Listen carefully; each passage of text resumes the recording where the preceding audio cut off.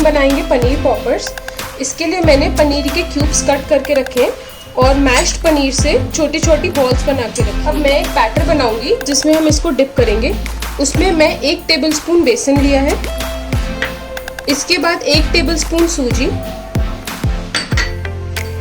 बारीक कटा हुआ लहसुन, 1 टीस्पून अजवाइन,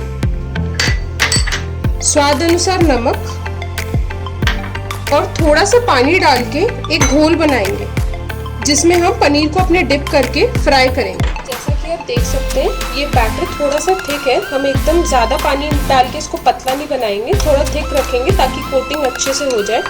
उसके बाद हम एक एक करके अपनी बॉल्स को इस बैटर में डिप करेंगे, अच्छी तरीके से कोट करके इसको हम फ्राई और हम इसको मीडियम हीटेड ऑयल में फ्राई करेंगे। इसको इस बैटर में डिप करके सिमिलरली हम अपने सारे पनीर के पीसेस को डीप फ्राई कर लेंगे ऑन मीडियम फ्लेम।